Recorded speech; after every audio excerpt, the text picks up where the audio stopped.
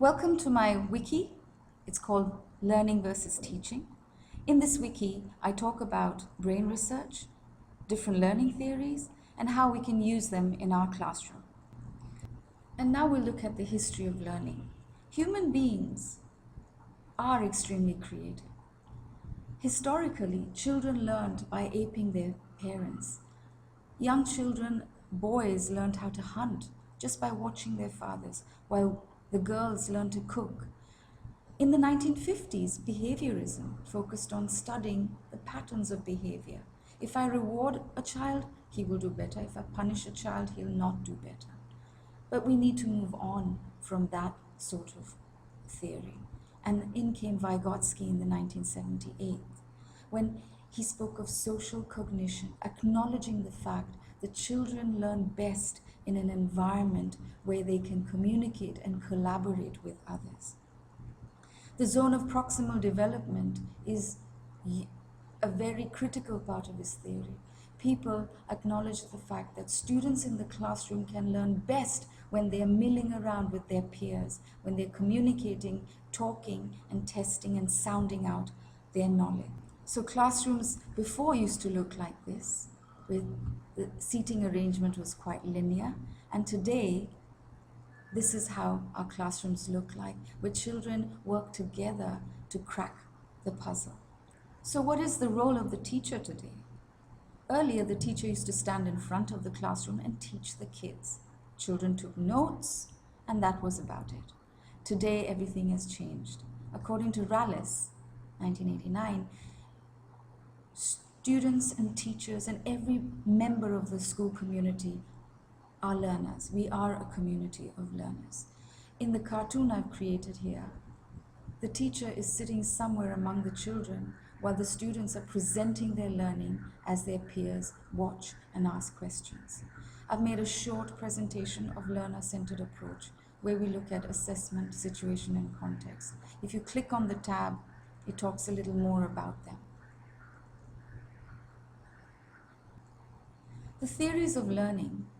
I've created a link here on this button. If you click it, it'll take you to a page where all the theories of learning are talked about. And I've given some classroom examples of how I use these theories in my classroom. And then we have the brain. This is a picture of the human brain, and that's the chimpanzee's brain. Quite interesting, isn't it? Facts about the brain. The brain is a fascinating organ. It's only recently that we've learned a lot more about the brain, and this information is invaluable for educators, whether we like it or not.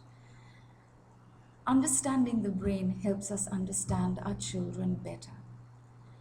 In this section, we talk about the different parts of their brain and how they're directly related to learning.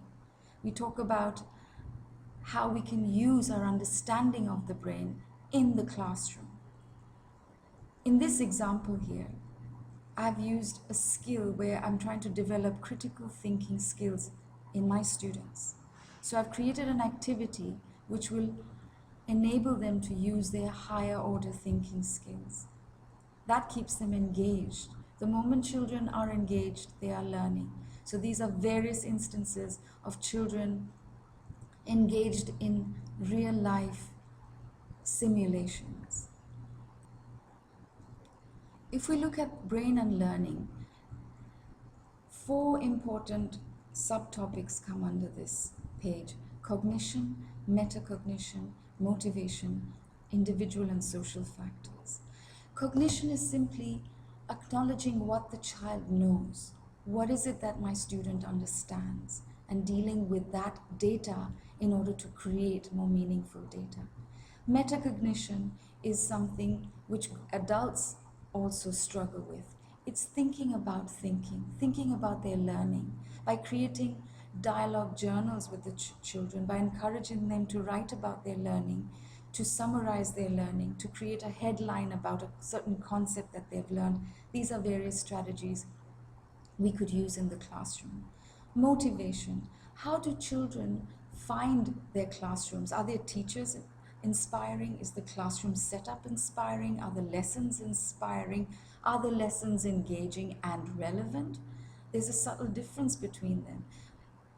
A lesson might be really engaging, it might be a fun activity, but can the child use that in real life context? And then we look at individual and social factors of learning. In the beginning, students were taught and they learned because according to them, they had to pass an exam.